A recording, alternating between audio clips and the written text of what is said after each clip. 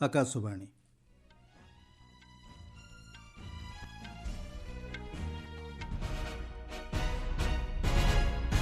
ସମ୍ବାଦ ପଢ଼ୁଛନ୍ତି ସତ୍ୟବ୍ରତ ବେହୁରା। ଆସନ୍ତାକାଲିଠାରୁ ତିନିଦିନିଆ ଝାଡ଼ଖଣ୍ଡ, ଗୁଜରାଟ ଏବଂ ଓଡ଼ିଶା ଗସ୍ତ କରିବେ ପ୍ରଧାନମନ୍ତ୍ରୀ ନରେନ୍ଦ୍ର ମୋଦି।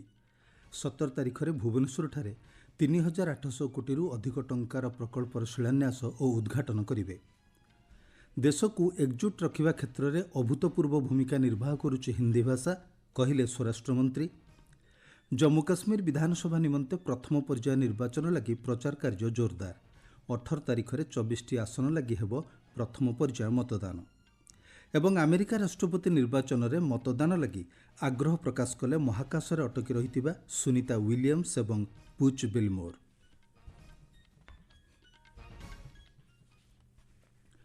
ପ୍ରଧାନମନ୍ତ୍ରୀ ନରେନ୍ଦ୍ର ମୋଦି ଆସନ୍ତାକାଲିଠାରୁ ତିନିଦିନିଆ ଝାଡ଼ଖଣ୍ଡ, ଗୁଜରାଟ ଏବଂ ଓଡ଼ିଶା ଗସ୍ତ କରିବେ। ଆସନ୍ତାକାଲି ଶ୍ରୀ ମୋଦି ଝାଡ଼ଖଣ୍ଡରେ 6ଟି ବନ୍ଦେ ଭାରତ ଏକ୍ସପ୍ରେସର ଶୁଭାରମ୍ଭ କରିବାର କାର୍ଯ୍ୟକ୍ରମ ରହିଛି। ସେଗୁଡ଼ିକ ମଧ୍ୟରେ ଟାଟାନଗର ବନ୍ଦେ ଭାରତ ଟ୍ରେନ୍ ରହିଥିବା ଜଣାପଡ଼ିଛି। ଏହି ଗସ୍ତ କାଳରେ ପ୍ରଧାନମନ୍ତ୍ରୀ ଶ୍ରୀ ମୋଦି ଝାଡ଼ଖଣ୍ଡରେ 660 କୋଟିରୁ ଅଧିକ ଟଙ୍କାର ବିଭିନ୍ନ ରେଳ ପ୍ରକଳ୍ପର ଶିଳାନ୍ୟାସ ଏବଂ ଉଦ୍ଘାଟନ କରିବେ। ଟାଟାନଗରଠାରେ ଏକ ସ୍ୱତନ୍ତ୍ର କାର୍ଯ୍ୟକ୍ରମରେ ଶ୍ରୀ ମୋଦି 20,000 ଗ୍ରାମୀଣ ଉପଭୋକ୍ତାଙ୍କୁ ପିଏମ୍ ଆବାସ ଯୋଜନା କାର୍ଯ୍ୟାଦେଶ ବଣ୍ଟନ କରିବେ। ସୋମବାର ଦିନ ପ୍ରଧାନମନ୍ତ୍ରୀ ପିଏମ୍ ସୂର୍ଯ୍ୟଘର ମୁକ୍ତ ବିଜୁଳି ଯୋଜନାର ହିତାଧିକାରୀମାନଙ୍କ ସହ ଗୁଜରାଟର ଗାନ୍ଧୀନଗରଠାରେ କଥାବାର୍ତ୍ତା କରିବେ।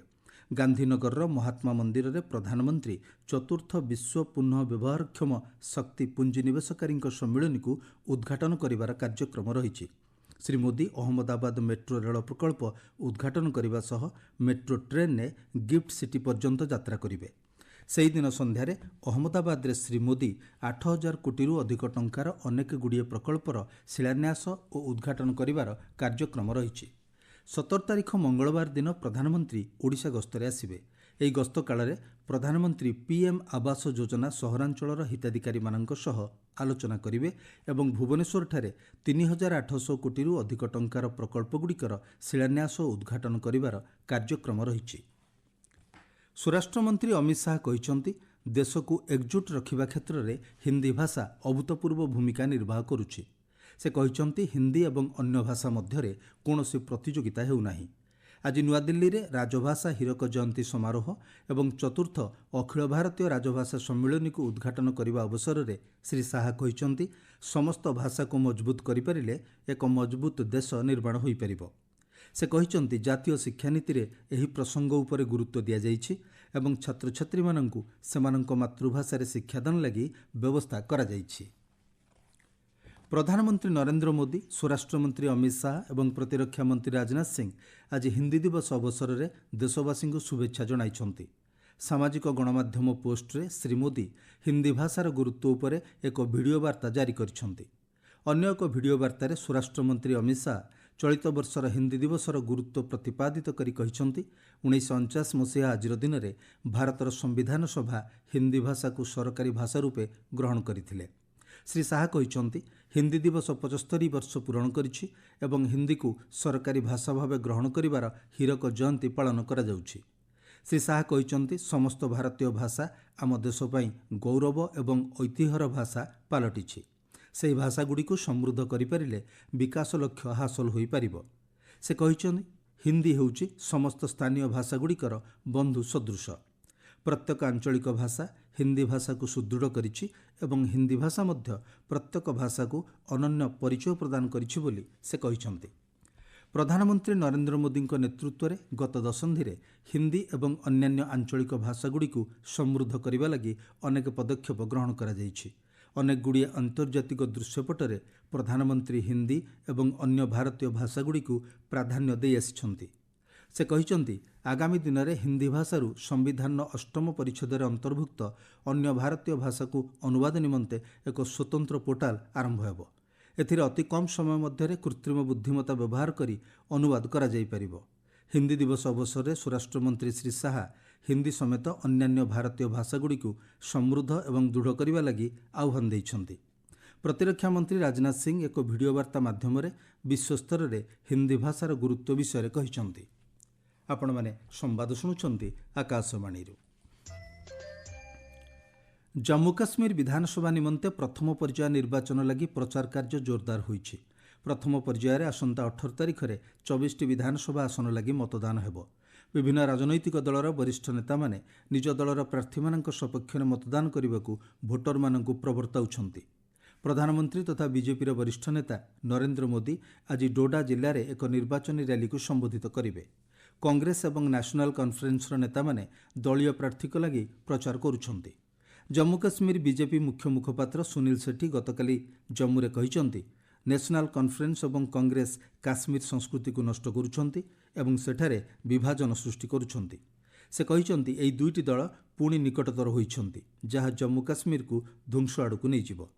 श्री सेट्टी कहिसंती बीजेपी जम्मू काश्मीर रे शांति प्रतिष्ठा सह सेठारे विकास कार्य त्वरान्वित करिछि। धारा 370 विषय से कहिसंती प्रधानमंत्री नरेंद्र मोदी जम्मू काश्मीर सर्वांगीन विकास निमंते विभिन्न पदक्षेप ग्रहण करने सह एहाकू विकासर शीर्ष में पहुंचाइबा पई उद्यम जारी रखिछंती। इतिमध्यरे पूर्वतन मुख्यमंत्री तथा डेमोक्रेटिक प्रोग्रेसिव आजाद पार्टीर अध्यक्ष गुलाम नबी आजाद दोरू काजीगुंज और देवसार रे गतकाली निर्वाचन रैली को संबोधित करथिले। जम्मू काश्मीर में 3टी पर्यायर निर्वाचन अनुष्ठित होब। चलित मास 25 तारिख में द्वितीय पर्याय और अक्टोबर 1 तारिख में तृतीय पर्याय मतदान अनुष्ठित होब। इतिमध्यरे अंतिम पर्याय निर्वाचन निमंते प्रार्थीपत्र जांच प्रक्रिया शेष होईछि। मोट 449 जन प्रार्थी नामांकन पत्र कायम रहिछि। एही पर्याय पई आसंता 17 तारिख नामांकन पत्र प्रत्याहारर शेष दिन रहिछि। गोटे पर्यायर हेबाकुथिबा विधानसभा निर्वाचन निमंते बीजेपीर वरिष्ठ नेता तथा प्रधानमंत्री नरेंद्र मोदी आज हरियाणा रे प्रचार कार्य आरंभ करेंगे। हरियाणा रे विधानसभा निर्वाचन निमंते 1747 जन प्रार्थी मध्यरु 1561 जन प्रार्थी नामांकन पत्र कायम रहिछि। एही पर्याय पई आसंता 16 तारिख प्रार्थीपत्र प्रत्याहारर शेष दिन रखा जाइछि। 90 आसन विशिष्ट हरियाणा विधानसभा पई गोटे पर्यायर अक्टोबर मास 5 तारिख में मतदान हेब। यांत्रिक त्रुटि जोगु महाकाश रे अटकी रहितिबा दुई अमेरिकीय महाकाश यात्री सुनीता विलियम्स एवं बुच बिलमोर अमेरिका राष्ट्रपति निर्वाचन में मतदान लगी इच्छा प्रकाश करिसंती। चलित वर्ष नवेम्बर मासरे अमेरिका राष्ट्रपति निर्वाचन अनुष्ठित हेब। पृथ्वी पृष्ठरू 250 माइल उपरे महाकाश केन्द्ररू गतकाली प्रत्यक्ष संवाददाता सम्मेलन में सुनीता विलियम्स एवं बिलमोर राष्ट्रपति निर्वाचन में भोट देवा लगी अनुरोध करिसंती। सेमाने कहिसंती गणतांत्रिक प्रक्रिया रे सेमानंको योगदान महत्वपूर्ण भूमिका ग्रहण करिवो। उभय महाकाश यात्री चलित वर्ष जून 5 तारिख में स्टार लाइनर स्पेस शटल ले महाकाश केन्द्र को यात्रा करथिले। तेबे 8 दिन पर फेरिबाकू थिबा उभय यात्री स्टार लाइनर रे वैषयिक त्रुटि जोगु आसी पारि नथिले। आसंता वर्ष फेब्रुआरी मासरे उभय महाकाश यात्री फेरिबे बोली कुहा जाइछि। देश में गहम दर वृद्धि और महजूद परिमाण नियंत्रण में रखिबा लगी केंद्र सरकार पदक्षेप ग्रहण करिसंती। व्यवसायी पाइकारी और खुचरा व्यवसायी निमंते गहम महजूद परिमाण में परिवर्तन करा जाइछि। केंद्र उपभोक्ता व्यापार खाद्य एवं साधारण बंटन मंत्रालय पक्षरु मिलिथिबा सूचना अनुसार पूर्वरु व्यवसायी एवं होलसेलर माने 3000 मेट्रिक टन गहम महजूद करुथिबा बेले एबे 2000 मेट्रिक टन गहम महजूद रखिपारिबे। सेहीपरि गहम प्रक्रियाकरण करुथिबा संस्थागुड़िक सेमानक मासिक परिमाण सीमा को 70% रु 60% को ह्रास करा जाइछि। तेबे खुचरा विक्रेतांक लगी 10 टन गहम महजूद रखिबा व्यवस्था अपरिवर्तित रहिछि। चलित वर्ष जून मास 24 तारिख में मंत्रालय पक्षरु गहम महजूद रखिबा उपरे कटकणा जारी करा जाइथिला। आसंता वर्ष मार्च 31 तारिख पर्यंत यह बलवत्तर रहिबो। केंद्र सरकार विभिन्न एजेंसी गहम महजूद एवं बिक्री संबंधी कार्यकलाप उपरे कड़ा नजर रखिछंती। चलित वर्ष रबी ऋतु सारा देश में 1129 लाख मेट्रिक टन गहम उत्पादन होइतिबा मंत्रालय सूचना देइछि। मुख्य संवाद पुणी थरे। आसंताकाली ठारू 3 दिनिया झारखंड गुजरात और ओडिशा गस्त करिवे प्रधानमंत्री नरेंद्र मोदी। 17 तारिख में भुवनेश्वर ठारे 3800 कोटी अधिक टंकार प्रकल्पर शिलान्यास और उद्घाटन करिवे। देश को एकजुट रखिबा क्षेत्र में अभूतपूर्व भूमिका निर्वाह करुछि हिंदी भाषा कहिले स्वराष्ट्र मंत्री। जम्मू काश्मीर विधानसभा निमंते प्रथम पर्याय निर्वाचन लगी प्रचार कार्य जोरदार। 18 तारिख में 24 आसन लगी हेब प्रथम पर्याय मतदान एवं अमेरिका राष्ट्रपति निर्वाचन में मतदान लगी आग्रह प्रकाश कले महाकाश रे अटकी रहितिबा सुनीता विलियम्स एवं बुच बिलमोर।